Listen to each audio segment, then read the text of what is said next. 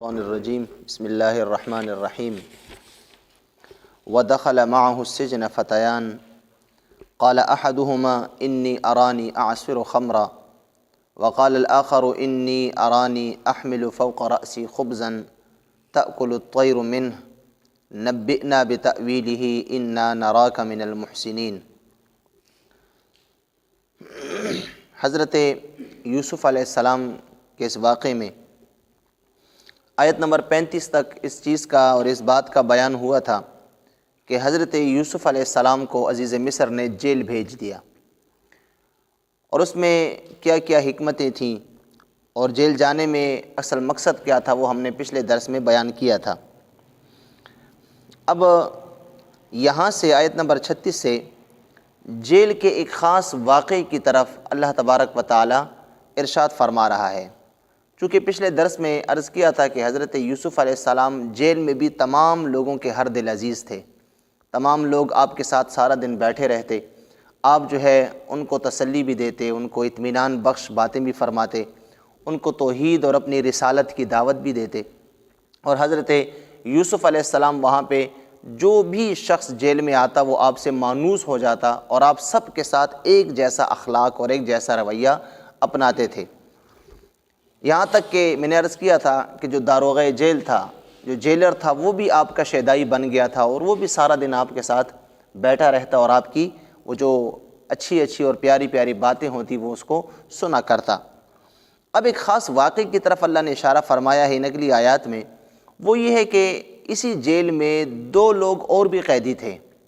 ان میں سے ایک جو ہے وہ عزیز مصر کا یعنی بادشاہ کا نانبائی تھا، ان کے لیے وہ کچن کا کام کرتا تھا، ان کے لیے روٹیاں پکاتا تھا، اور دوسرا شخص وہ تھا جو بادشاہ کے لیے شراب تیار کیا کرتا تھا اور بادشاہ کو شراب پلایا کرتا تھا۔ تو ایک بادشاہ کا نانبائی تھا اور ایک جو ہے وہ بادشاہ کا ساقی تھا، شراب پلانے والا تھا۔ ان دونوں کو بھی بادشاہ نے کسی جرم میں جو ہے ان پہ سازش کا اور قتل کا الزام لگا، ان دونوں کو بھی جیل بھیج دیا گیا۔ اب یہ دو شخص جو تھے بادشاہ کے بڑے خاص خادم اور غلام تھے، یہ بھی جیل میں حضرت یوسف علیہ السلام کے ساتھ زندگی بسر کرنے لگے۔ اب ان میں سے ان دونوں نے جو ہے وہ خواب دیکھا، اور جب خواب دیکھا تو چونکہ خوابوں کے متعلق اللہ نے حضرت یوسف علیہ السلام کو علم عطا فرمایا تھا، تو حضرت یوسف علیہ السلام کو آ کے انہوں نے اپنی خواب کا بیان کیا۔ جس طرح کہ عام جیل کا جو بھی شخص، جو بھی قیدی کوئی خواب دیکھتا تو وہ حضرت یوسف علیہ السلام کو آ کے بیان کرتا، اور حضرت یوسف علیہ السلام اس خواب کی تعبیر اسے بتایا کرتے تھے، اور وہ جو تعبیر بتاتے اسی طرح ہو کے رہتا، چونکہ آپ کی تعبیر سچی ہوا کرتی تھی اور اللہ نے آپ کو تعبیر کا علم عطا فرمایا تھا۔ اب یہ دو لوگ ہیں، دونوں ساتھی تھے، حضرت یوسف علیہ السلام کے پاس ایک دن صبح کے وقت آئے اور عرض کرنے لگے، اے حضرت یوسف علیہ السلام، ہم آپ کو جو ہے وہ خوابوں کی تعبیر کا بہت بڑا عالم سمجھتے ہیں، اور ہمارا گمان یہ ہے کہ آپ جو تعبیر بتاتے ہیں وہ بالکل صحیح ہوتی ہے۔ آج رات میں نے بھی ایک خواب دیکھی ہے، اور میرے اس دوست نے بھی رات کو ایک خواب دیکھی ہے۔ آپ نے فرمایا اچھا کیا خواب دیکھی ہے؟ تو ایک نے کہا ان میں سے کہ میں نے جو ہے وہ خواب، جو ساقی تھا بادشاہ کا جو شراب پلایا کرتا تھا، وہ کہنے لگا کہ میں نے کل رات کو خواب دیکھا ہے کہ میں اسی طرح جس طرح زندگی میں بادشاہ کے لیے شراب نچوڑا کرتا تھا، اسی طرح میں انگوروں کو نچوڑ رہا ہوں اور اس سے شراب تیار کر رہا ہوں۔ میں نے رات کو خواب میں یہ دیکھا کہ میں اسی طرح بادشاہ کے لیے شراب بنا رہا ہوں۔ اچھا، دوسرے نے کہا جو نانبائی تھا کہ میں نے رات کو خواب میں دیکھا کہ میں اسی طرح جس طرح بادشاہ کے لیے میں روٹیاں لے جایا کرتا تھا، میں نے روٹیاں پکائی اور ان کو اپنے سر کے اوپر اٹھایا ہوا تھا، اس ٹوکرے کو، روٹیوں کے ٹوکرے کو، اور میں اس کو ساتھ لے کے جا رہا ہوں۔ اچانک اوپر سے پرندے آتے ہیں، اور پرندے آ کے ان میں سے روٹیاں اٹھا کے کھا رہے ہیں۔ میرے سر پہ جو ٹوکرا پڑا ہوا ہے روٹیوں کا، ان میں سے پرندے آ کے اس کو اچک رہے ہیں، اور پرندے اس میں سے روٹیاں اڑا کے لے جا رہے ہیں۔ تو رات کو میں نے اس طرح خواب دیکھا ہے۔ اب حضرت یوسف علیہ السلام نے ان کو جو تعبیر بتائی، اس تعبیر سے پہلے حضرت یوسف علیہ السلام نے ان کو اپنے دین کی دعوت دینے کا ارادہ کیا کہ میں ان کو اپنے دین کی دعوت دوں، اور اس کی بنیادی وجہ یہ تھی کہ اگلے جو ہے وہ آیات میں اس کی تعبیر کے متعلق آئے گا کہ حضرت یوسف علیہ السلام نے کیا تعبیر دی۔ تو ان میں سے ایک نے چونکہ پھانسی پہ چڑھنا تھا، ایک نے کل پرسوں کچھ دنوں میں قتل ہونا تھا، اور دوسرے نے آزاد ہونا تھا۔ تو اب جس شخص نے قتل ہونا تھا تو حضرت یوسف علیہ السلام یہ چاہتے تھے تاکہ اس شخص کی موت جو واقعہ ہو کم از کم کفر پہ نہ ہو، حالت ایمان پہ ہو، چونکہ مصر کا عام عمومی مزاج جو ہے وہ شرک اور کفر کا تھا، وہ بت پرست تھے، بتوں کی پوجا کیا کرتے تھے۔ اور حضرت یوسف علیہ السلام جیل میں لوگوں کو توحید کی دعوت دیتے، بتوں سے بیزاری کا کہتے، بتوں کی عبادت سے لوگوں کو طریقے سے منع کرتے، چونکہ وہاں پہ ماحول اس طرح تھا، بڑی حکمت کے ساتھ آپ جو ہے وہ اپنی دین کی دعوت جو ہے وہاں پہ دیا کرتے تھے۔ تو حضرت یوسف علیہ السلام نے غنیمت سمجھا کہ اب یہ شخص جو ہے دنیا سے چند دنوں میں چلا جائے گا، اس کے خواب کی تعبیر ہی یہی ہے کہ اس کو پھانسی پہ چڑھایا جائے گا، تو کیوں نہ اس کو دین کی دعوت دی جائے تاکہ یہ ایمان لائے اور کفر سے بچ جائے، تاکہ اس کی زندگی کے جو آخری لمحات ہیں وہ کم از کم حالت ایمان میں ہوں۔ تو حضرت یوسف علیہ السلام نے ان دونوں کو جو ہے وہ خواب کی تعبیر بتانے سے پہلے اپنے دین کی دعوت دی، لیکن ساتھ میں یہ بھی کہا کہ ہاں بالکل ٹھیک ہے، تم نے مجھے جو خواب بتائی ہے تم دونوں کی تعبیر میں ابھی سنائی دیتا ہوں، لیکن اس تعبیر سے پہلے ایک بات میری سن لو، اور میں تعبیر تمہیں اتنی دیر سے نہیں بتاؤں گا، بلکہ ابھی ہمارا جو ہے وہ کھانا آنے والا، اس لیے کھانے کا وقت ہوا کرتا تھا، تو ابھی جو کھانے کا وقت ہوا چاہتا ہے، ابھی کچھ دیر میں کھانا آ جائے گا، اس کھانے کے آنے سے پہلے میں تمہیں اس خواب کی تعبیر بتا دوں گا، فکر مند ہونے کی ضرورت نہیں ہے، لیکن اس سے پہلے میری ایک بات، ایک چھوٹی سی عرض ہے، وہ سن لو۔ تو حضرت یوسف علیہ السلام نے ان لوگوں کو اپنے دین کی دعوت دی، اور ساتھ میں بت پرستی سے بیزاری کا جو ہے وہ تلقین کی، اور ساتھ میں ایک اللہ کو واحد لا شریک ماننے کا جو ہے ان کو درس دیا اور ان کو دعوت دی۔ اللہ تبارک و تعالیٰ نے ان آیات میں حضرت یوسف علیہ السلام اور ان دو قیدیوں کے درمیان جو مکالمہ ہوا، اللہ نے اس کا بیان ارشاد فرمایا ہے۔ بعض چیزیں ان آیتوں کے درمیان انشاءاللہ بیان کروں گا۔ تو اللہ نے ارشاد فرمایا آیت نمبر 36 میں وَدَخَلَ مَعَهُ السِّجْنَ فَتَيَانِ، حضرت یوسف علیہ السلام کے ساتھ جیل میں دو اور جوان بھی داخل ہوئے، یعنی دو اور جوان بھی جیل میں تھے۔ قال احدهما، ان میں سے ایک قیدی نے کہا، انی ارانی، میں نے رات خواب دیکھا ہے، اعصر خمرا، کہ میں اسی طرح شراب، انگوروں سے شراب نچوڑ رہا ہوں، شراب بنا رہا ہوں۔ وقال الاخر، اور دوسرے نے کہا، انی ارانی، میں نے بھی رات کو خواب دیکھا ہے، احمل فوق رأسی، کہ میں نے اپنے سر کے اوپر اٹھائی ہوئی ہیں خبزاً، روٹیاں، تأکل الطیر منہ، اور اس میں سے وہ پرندے کھا رہے ہیں، اچک رہے ہیں۔ نبئنا بتأویلہ، اے یوسف علیہ السلام آپ ہمیں ہماری اس خواب کی تعبیر بتائیے، انا نراک من المحسنین، ہم آپ کو محسنین میں گمان کرتے ہیں، ہم آپ کو بڑا سچا گمان کرتے ہیں کہ آپ خواب کی جو تعبیر بتاتے ہیں وہ ہو کے رہتی ہے۔ قال، حضرت یوسف علیہ السلام نے فرمایا، لا یأتیکما طعام ترزقانہ، جو طعام، جو کھانا تمہیں پیش کیا جاتا ہے کھانے کے لیے، الا نبأتکما بتأویلہ قبل ان یأتیکما، تو اس کھانے کے آنے سے پہلے میں تمہیں تمہاری خواب کی تعبیر بتا دوں گا۔ اس کا ایک معنی یہ ہے جو میں نے کیا، اس کا ایک دوسرا معنی یہ ہے کہ واقعی تم نے مجھے محسن شمار کیا اور مجھے سچا شمار کیا کہ میں خواب کی تعبیر بتاتا ہوں۔ میں صرف خواب کی تعبیر ہی نہیں بلکہ میں تمہیں ان چیزوں کا بھی بتاتا ہوں کہ جو چیزیں تمہارے سامنے نہیں ہیں، یعنی میں تمہیں غیب کی چیزیں بھی بتا سکتا ہوں۔ اور یہ حضرت یوسف علیہ السلام کا ایک طریقہ تھا۔ اس آیت کا دوسرا معنی یہ ہے، چونکہ حضرت یوسف علیہ السلام جب جیل میں تھے تو مفسرین کرام فرماتے ہیں کہ بعض دن وہ ہوا کرتے تھے کہ جن میں قیدیوں کے جو اہل خانہ تھے، ان کے ورثاء تھے، ان کو اجازت ہوا کرتی تھی اگر آپ اپنے قیدیوں سے ملاقات کرنا چاہیں تو قیدیوں کی جو ملاقات کا دن ہوا کرتا تھا تو اس دن، اس زمانے میں لوگ اپنے قیدیوں کے لیے کھانے وانے پکا کے لایا کرتے تھے تاکہ آج ہماری ملاقات ہوگی تو ہم اس کو اپنے گھر کا پکا ہوا کھانا بھی دے دیں گے۔ تو حضرت یوسف علیہ السلام کے پاس جب وہ قیدیوں سے ملاقات کا دن آتا تو ہر کسی کو پتہ ہوتا کہ میرا کوئی نہ کوئی ملاقات کرنے میرے گھر سے آئے گا، تو حضرت یوسف علیہ السلام کے پاس آتے اور ان سے پوچھتے، اے یوسف علیہ السلام ذرا ہمیں بتائیے آج ہمارے گھر سے ہمارے لیے کھانے کے لیے کیا آئے گا؟ چونکہ عام طور سے جیل میں جو کھانا ہوتا ہے وہ تو عام عادت سے ہٹ کر معمولی سا ہوتا تھا،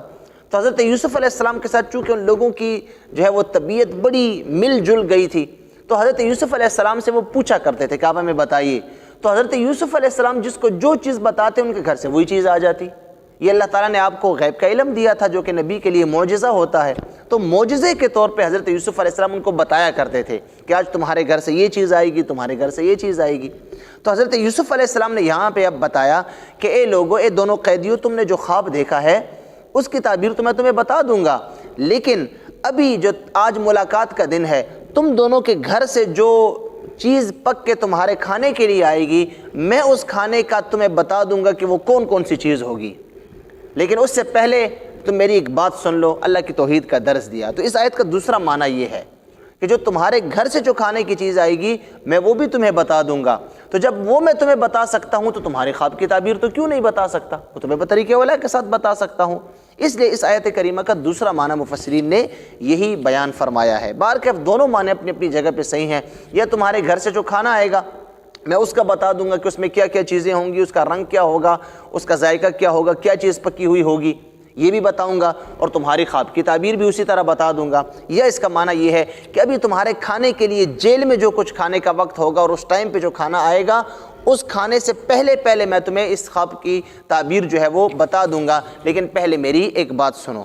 تو آپ نے فرمایا ذالکما مما علمنی ربی، اس میں میرا کوئی کمال نہیں ہے، بلکہ میں جو تمہیں غیب کی خبریں بتا رہا ہوں یا میں تمہیں خواب کی جو تعبیر سنا رہا ہوں یا جن کو سناتا ہوں یہ وہ علم ہے علمنی ربی جو میرے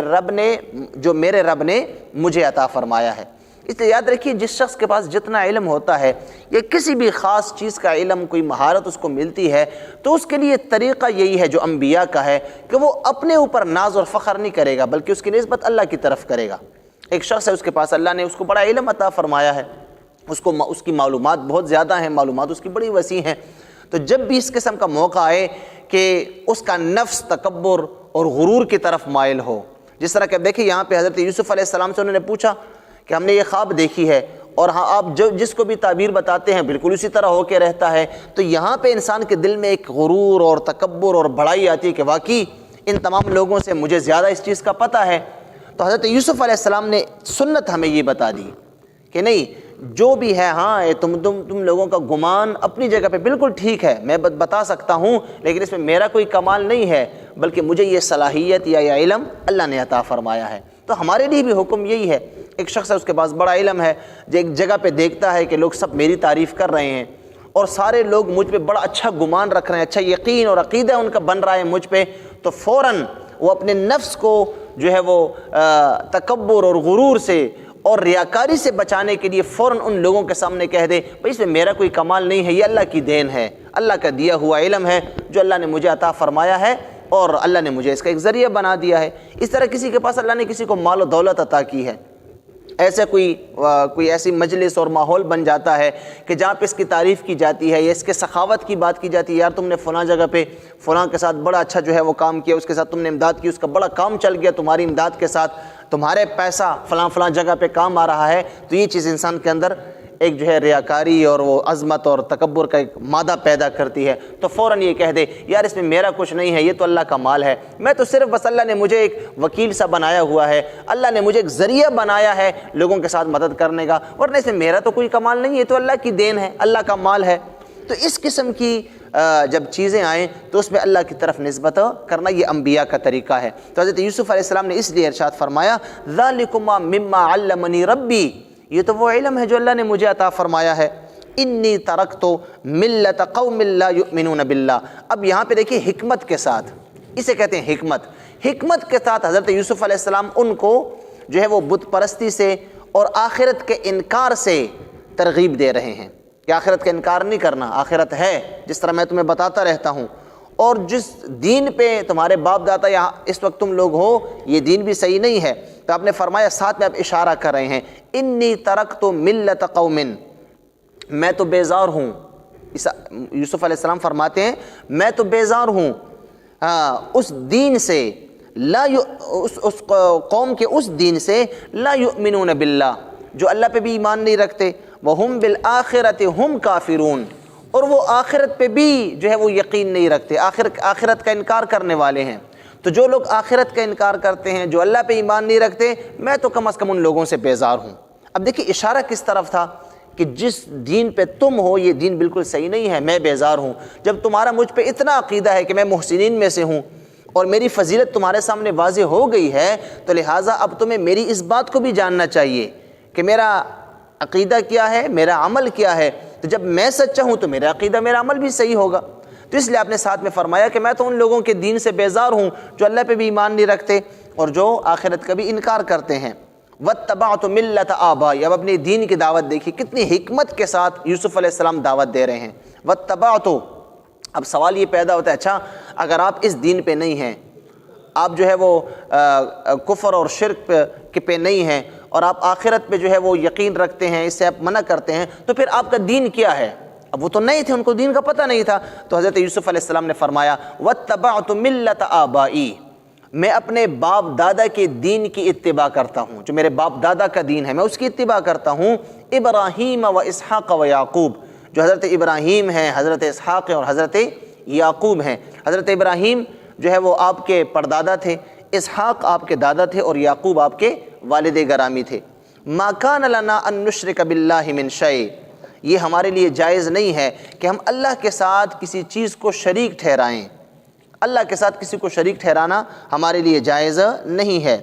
ذالک من فضل اللہ علینا، یہ وہ فضل ہے اللہ کا جو ہم پہ ہے، وعلی الناس، اور تمام لوگوں پہ ہے جو لوگ اللہ کو واحد لا شریک ماننے والے ہیں، ولکن اکثر الناس لا یشکرون، لیکن اکثر لوگ شکر ادا نہیں کرتے۔ تو جو لوگ شکر ادا نہیں کرتے، یاد رکھیے، تو یہ اللہ نے فرمایا کہ اکثر لوگ، یوسف علیہ السلام نے فرمایا اکثر وہ لوگ ہیں جو شکر ادا نہیں کرتے، حالانکہ اس بات پہ شکر ادا کرنا چاہیے۔ شکر کیا ہے؟ یاد رکھیے، اس کا یہاں پہ شکر جو ہے وہ اعمال کا نام دیا گیا ہے۔ یہاں پہ شکر کو دیکھیں، جس طرح یوسف علیہ السلام نے فرمایا کہ جو شخص اللہ کو واحد لا شریک مانتا ہے، آخرت کا انکار نہیں کرتا، آخرت پہ یقین رکھتا ہے، اور اسحاق علیہ السلام، یعقوب علیہ السلام اور ابراہیم علیہ السلام کی دین اور آپ کی ملت پہ قائم ہے، تو یہ اس پہ اللہ کا بہت بڑا فضل ہے۔ اب جو لوگ ابراہیم علیہ السلام کی ملت کو نہیں مانتے، اور جو لوگ خود ساختہ بتوں کی عبادت کرتے ہیں، آخرت کا انکار کرتے ہیں، تو گویا کہ وہ لوگ ناشکرے ہیں، وہ شکر ادا نہیں کرتے۔ ان کو شکر ادا کرنا چاہیے کہ اللہ تعالیٰ نے ان کو جو ہے وہ نیک راستے کی ترغیب دی ہے۔ اس میں حضرت یوسف علیہ السلام نے اپنے ساتھ جیل میں ان قیدیوں کی مذمت بیان کی بڑی حکمت کے ساتھ، جن قیدیوں کے آپ نے دعوت ایمان دی تھی اور انہوں نے دعوت ایمان کو رد کر دیا تھا۔ جیل میں بھی ہر قسم کے لوگ تھے حضرت یوسف علیہ السلام کے ساتھ۔ بعض لوگ وہ تھے کہ جن کو حضرت یوسف علیہ السلام نے دعوت دی اور فوراً وہ ایمان لے آئے، حضرت یوسف علیہ السلام کا کلمہ پڑھنے لگے۔ تو حضرت یوسف علیہ السلام نے ان کو بھی یہی کہا تھا، ترغیب یہ دی تھی کہ آپ نے حکمت کے ساتھ یہاں پہ ہمارے دین پہ عمل کرنا ہے، اپنے آپ کو ظاہر فی الحال نہیں کرنا، حالات خراب ہو جائیں گے۔ اور بعض وہ تھے جنہوں نے صراحتاً انکار کر دیا تھا، نہیں نہیں، ہم آپ کے دین پہ کیوں چلیں، آپ کہاں سے آئے ہیں، کون ہے کون نہیں، ہم آپ کو نیک آدمی تصور کرتے ہیں، آپ نیک آدمی ہیں، ہمارا آپ سے بڑا دل لگا ہوا ہے، لیکن ہم اپنا ایمان اور اپنا دین آپ کے لیے تبدیل نہیں کر سکتے۔ تو حضرت یوسف علیہ السلام نے گویا کہ ان کی طرف اشارہ کیا کہ جن لوگوں کو حقیقت کا پتہ چل گیا اور پھر بھی انہوں نے حقیقت سے انکار کر دیا، تو گویا وہ لوگ ناشکرے ہیں۔ اس سے جو ہے وہ مفسرین فرماتے ہیں کہ شکر کی دو قسمیں ہمارے سامنے ظاہر ہوئی۔ ایک تو لسانی شکر ہے، زبانی شکر، انسان کو جو نعمت ملے اس پہ شکر ادا کرے، اللہ تعالیٰ لاکھ لاکھ شکر ہے، الحمدللہ والشکر للہ، الحمد، اس قسم کے الفاظ ادا کرے۔ اور ایک جو ہے شکر بالجوارح، شکر بالاعمال جس کو کہا جاتا ہے، اپنے اعمال اور کردار کے ذریعے شکر ادا کرے۔ جس طرح کہ اللہ تعالیٰ نے یہ ہاتھ ہمیں دیا ہے، مثال کے طور پر مفسرین فرماتے ہیں اس ہاتھ کا شکر یہ ہے، اے اللہ تیرا لاکھ لاکھ شکر ہے، تو نے مجھے ہاتھ دیا ہے، فلاں کا تو ہاتھ بھی نہیں ہے۔ اے اللہ تو نے مجھے پاؤں دیے ہیں، فلاں کے تو پاؤں بھی نہیں ہیں۔ اے اللہ تو نے مجھے زبان عطا کی ہے، فلاں تو گونگا ہے۔ تو نے مجھے کان عطا کیے ہیں، فلاں تو بہرا ہے۔ تو نے مجھے آنکھیں عطا کی ہے، اللہ تیرا لاکھ لاکھ شکر ہے، فلاں اندھا ہے، وہ کتنی تکلیف میں ہے۔ یہ زبانی شکر ہے۔ اور اس کا ایک جو ہے وہ شکر بالاعمال جس کو کہتے ہیں، شکر بالجوارح، وہ یہ ہے جس کی طرف حضرت یوسف علیہ السلام اشارہ فرما رہے ہیں، وہ یہ ہے ہاتھ عطا کیا ہے، اس ہاتھ کو اللہ کی نافرمانی میں نہ لگایا جائے، تو یہ ہاتھ کا شکر ہے۔ پاؤں کو اس جگہ استعمال نہ کیا جائے جہاں اللہ اور اس کے رسول کی مخالفت ہے، تو یہ پاؤں کا شکر ہے۔ اپنی آنکھوں کو اس جگہ نہ جو ہے وہ لے جایا جائے، نظر اس جگہ نہ دوڑائی جائے، اس جگہ نظر نہ کی جائے جہاں اللہ اس کے رسول کی ناراضگی ہے، تو یہ آنکھوں کا شکر ہے۔ تو اللہ تعالیٰ نے حضرت یوسف علیہ السلام کے جو ہے وہ اس قول کو بیان فرمایا کہ یوسف علیہ السلام نے فرمایا کہ یہاں پہ ایسے ناسمجھ لوگ بھی ہیں جو بڑے ناشکرے ہیں، ان کو حقیقت کا پتہ چل گیا اور پھر بھی انہوں نے حقیقت کو نہیں مانا، تو گویا کہ وہ شکر ادا نہیں کر رہے۔ یا صاحبی السجن، اے میرے جیل کے دوستو، ارباب متفرقون خیر، آیا بہت سارے معبود اور بہت سارے خدا یہ بہتر ہیں، ام اللہ الواحد القہار، یا وہ اللہ بہتر ہے جو ایک بھی ہے اور غالب بھی ہے سب پہ۔ اب حضرت یوسف علیہ السلام نے بت پرستی سے جو ہے وہ ان کی مذمت بیان کی کہ دیکھیے تم لوگ کتنے خداؤں کی عبادت کرتے ہو، ہر شخص کا اپنا اپنا بت ہے، ہر چیز کا اپنا اپنا بت بنا ہوا ہے، تم ان کی عبادت کر رہے ہو، تو آیا بہت سارے خدا بہتر ہیں یہ ایک خدا بہتر ہے؟ دیکھیں اب یہ عقلی دلائل ہیں، عقلی دلائل. ایک طرف بہت سارے خدا، ایک میرا ہے، ایک اس کا، ایک اس کا، ایک فلاں فلاں، ان سب کے اپنے اپنے خدا ہیں. آیا یہ بات بہتر ہے یا یہ بہتر ہے کہ ان سب کا ایک ہی خدا ہو؟ معبود تو ایک بہتر ہے. تو عقلی دلائل کے ذریعے. اور پھر یوسف علیہ السلام ساتھ میں یہ بھی فرما رہے ہیں کہ وہ ایک ایسا ہے کہ القہار جو ان سب پہ غالب بھی ہے. تو بڑی حکمت کے ساتھ آپ اپنے دین کی دعوت دے رہے ہیں. پھر آپ فرماتے ہیں ما تعبدون من دونہ الا اسماء، اے لوگوں جن بتوں کی تم عبادت کرتے ہو نا اللہ کے ماں سوا، الا اسماء، وہ تو صرف نام ہیں، سمیتموہا انتم، جو تم نے اپنے آپ سے گھڑ لیے ہیں. مطلب وہ صرف نام کی حد تک تو معبود ہیں، نام کی حد تک تو خدا ہیں، کرنے کے لیے وہ کچھ بھی نہیں ہے، وہ کچھ بھی نہیں کر سکتے. وہ تو اپنی ذات میں تمہارے محتاج ہیں، اپنے وجود میں تمہارے محتاج ہیں. وہ بت جنہیں تم اپنے ہاتھوں سے تراشتے ہو، اپنے ہاتھوں سے بناتے ہو، بھلا وہ تمہیں کیا فائدہ اور نقصان دیں گے؟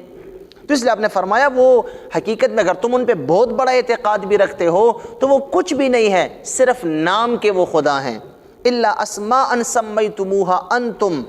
یہ وہی بت ہیں جن کے تم نے اپنے آپ سے نام گھڑ لیے ہیں. وآباؤکم، تمہارے باپ دادا نے بھی اسی طرح نام گھڑ لیے تھے. ما انزل اللہ بہا من سلطان، اللہ نے ان بتوں کی معبودیت پر، ان کے خدا ہونے پہ کوئی دلیل نازل نہیں کی. اب دیکھیے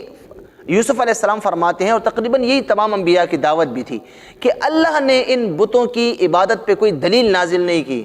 کیوں؟ اس لیے کہ ہر مذہب میں اللہ کے وجود کا تصور ہے. یہ جو بت پرست ہیں، شروع سے حضرت نوح علیہ السلام کے زمانے سے بت پرستی ہو رہی ہے، تو یہ نہیں کہ وہ اللہ کے منکر ہیں، اللہ کو تو مانتے ہیں، وہ تو کہتے ہیں کہ ہاں اللہ ہے. جس طرح قرآن کریم میں جا بجا آیا، اللہ تبارک و تعالیٰ نے اپنے حبیب صلی اللہ علیہ وسلم سے ارشاد فرمایا، میرے حبیب، سورۃ عنکبوت میں اللہ نے فرمایا وَلَئِن سَأَلْتَهُم مَّنْ خَلَقَ السَّمَاوَاتِ وَالْأَرْضِ، میرے حبیب اگر آپ ان سے پوچھیں گے نا، ان مکے کے بت پرستوں سے، کہ آسمان و زمینوں کو کس نے پیدا کیا، لَيَقُولُنَّ اللَّهُ، تو یہ کہیں گے کہ اللہ نے پیدا کیا. وَلَئِن سَأَلْتَهُم مَّن نَّزَّلَ مِنَ السَّمَاءِ مَاءً فَأَحْيَا بِهِ الْأَرْضَ بَعْدَ مَوْتِهَا لَيَقُولُنَّ اللَّهُ، میرے حبیب اگر آپ ان سے پوچھیں گے کہ آسمان سے بارش کون نازل کرتا ہے اور اس بارش سے سبزہ کون اگاتا ہے، زمین کو کون جو ہے وہ تر و تازہ رکھتا ہے، لَيَقُولُنَّ اللَّهُ، تو یہ کہیں گے کہ اللہ. یعنی اللہ کا تصور ہے، لیکن یہ اللہ کے ساتھ ساتھ ان بتوں کو بھی شریک ٹھہراتے تھے اللہ کی عبادت میں. کوئی کس چیز میں بت کو شریک کر رہا ہے، کوئی کسی معاملے میں بت کو شریک کر رہا ہے. تو حضرت یوسف علیہ السلام نے یہ فرمایا کہ وہ رب، وہ اللہ جس کو تم بھی حقیقت میں اللہ اور خالق اور مالک اور رازق مانتے ہو کہ حقیقت میں وہی رب ہے، اس رب نے تو ہمیں یہ نہیں کہا کہ یہ سارے میرے شریک ہیں، تم ان کی بھی عبادت کرو. تو آپ نے فرمایا ما انزل اللہ بہا من سلطان، اللہ نے ان کی عبادت پہ یا ان کے خدا ہونے پہ کوئی دلیل نازل نہیں کی. ان الحکم الا للہ، حکم تو صرف اللہ ہی کا ہے. یعنی جو اللہ کی بات ہے وہی حقیقت میں سچی ہے. امر اللہ تعبدوا الا ایاہ، اور اسی رب نے جس کا حکم اس پوری کائنات میں چلتا ہے، اسی رب نے یہ حکم دیا ہے کہ تم اللہ کے سوا کسی اور کی عبادت نہ کرو. ذالک الدین القیم، یہی بالکل درست دین ہے، یہی بالکل سیدھا دین ہے کہ کسی قسم کی کجروی یا شک و شبے کی گنجائش اس میں نہیں ہے. ولیکن اکثر الناس لا یعلمون، لیکن اکثر لوگ ایسے ہیں جو اس بات کو نہیں جانتے. اللہ ہم سب کو سمجھنے اور عمل کرنے کی توفیق عطا فرمائے. اللہم ربنا آتنا فی الدنیا حسنہ وفی الآخرۃ حسنہ وقنا عذاب النار وادخلنا الجنۃ مع الابرار یا عزیز یا غفار یا رب العالمین. انت ولینا فی الدنیا والآخرہ، توفنا مسلمین والحقنا بالصالحین.